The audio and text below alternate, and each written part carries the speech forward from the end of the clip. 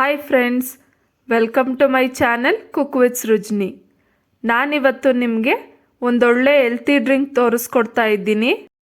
ಇದು ವೆಯ್ಟ್ ಲಾಸ್ಗೆ ತುಂಬಾ ಒಳ್ಳೆಯದು ಮತ್ತು ಗ್ಯಾಸ್ಟ್ರಿಕ್ ಪ್ರಾಬ್ಲಮ್ಗೆ ಒಂದೊಳ್ಳೆ ಔಷಧಿ. ಇದನ್ನು 3 ತಿಂಗಳಿಗೊಂದ್ಸರಿ ಕುಡಿಬೇಕು. ಒಂದ್ಸರಿ ಕುಡಿಯೋದಕ್ಕೆ ಸ್ಟಾರ್ಟ್ ಮಾಡಿದ್ರೆ 10ರಿಂದ 15 ದಿವಸ ಕಂಟಿನ್ಯೂಸ್ ಆಗಿ ಕುಡಿಬೇಕು. ಬೆಳಗ್ಗೆ ಬರೀ ಹೊಟ್ಟೆನಲ್ಲಿ ಒಂದು 15 ದಿವಸ ಕುಡಿದು ಮತ್ತೆ 2ರಿಂದ 3 ತಿಂಗಳಾದಮೇಲೆ ಕಂಟಿನ್ಯೂಸ್ ಆಗಿ 15 ದಿವಸ ಕುಡಿಬೇಕು.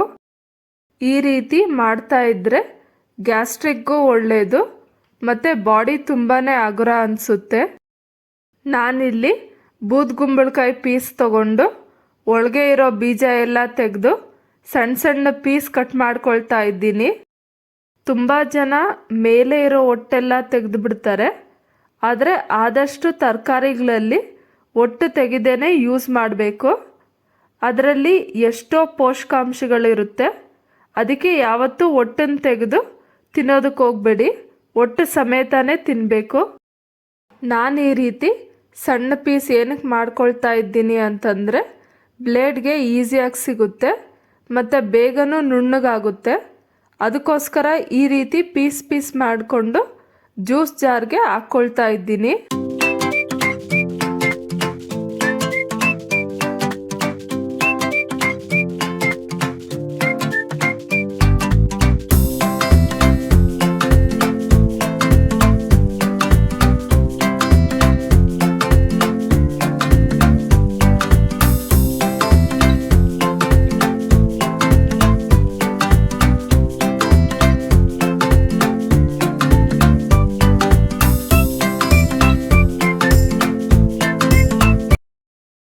ಇದಕ್ಕೆ ಸ್ವಲ್ಪನೇ ನೀರು ಹಾಕ್ಕೊಂಡು ರುಬ್ಕೊಬೇಕು.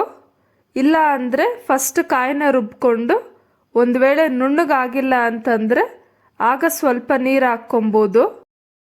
ಈ ರೀತಿ ನುಣ್ಣಗೆ ರುಬ್ಕೊಂಡಾದ್ಮೇಲೆ ಒಂದು ಬಟ್ಲಿಗೆ ಅದನ್ನು ಶೋಧಿಸ್ಕೊಬೇಕು. ಈ ರೀತಿ ಜಾಲ್ರ ಇಲ್ಲ ಅಂತಂದರೆ ಬಟ್ಟೆನಲ್ಲಾದರೂ ಶೋಧಿಸ್ಕೊಬೋದು. ಕರ್ಚೀಫ್ ಅಥವಾ ವೇಲ್ನಲ್ಲಿ ಶೋಧಿಸ್ಕೊಂಡು ಚೆನ್ನಾಗಿಂಡಿ ರಸ ಎಲ್ಲ ತೆಗಿಬೇಕು. ಜಾರ್ಗೆ ಒಂದು ಸ್ವಲ್ಪ ನೀರು ಹಾಕಿ ಅದನ್ನು ಸಹ ಹಾಕ್ಕೊಂಡು ಶೋಧಿಸ್ಕೊಳ್ಳಿ. ಜಾಸ್ತಿನೂ ನೀರು ಹಾಕ್ಕೊಳ್ಳೋಕೆ ಹೋಗಬೇಡಿ. ನಾನಿಲ್ಲಿ ತಗೊಂಡಿರೋ ಕುಂಬಳಕಾಯಿ 2 ಲೋಟಕ್ಕಾಗೋಷ್ಟಿತ್ತು. ಆ ಜ್ಯೂಸ್ಗೆ ಚಿಟಿಕೆ ಉಪ್ಪು ಮತ್ತು 1 ಸ್ಪೂನ್ ನಿಂಬೆ ರಸ ಹಾಕಿ ಚೆನ್ನಾಗಿ ಮಿಕ್ಸ್ ಮಾಡಿ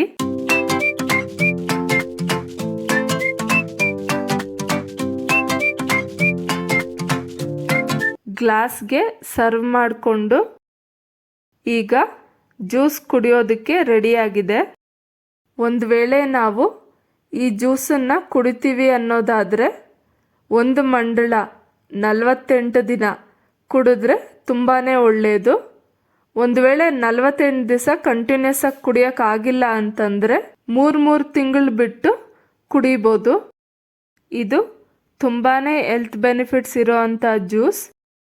ಇದು ಗ್ಯಾಸ್ಟ್ರಿಕ್ ಮತ್ತು ವೆಯ್ಟ್ ಲಾಸನ್ನು ಮಾತ್ರ ಅಲ್ಲದೆ BP ಶುಗರ್ನೂ ಸಹ ಕಂಟ್ರೋಲ್ ಮಾಡುತ್ತೆ.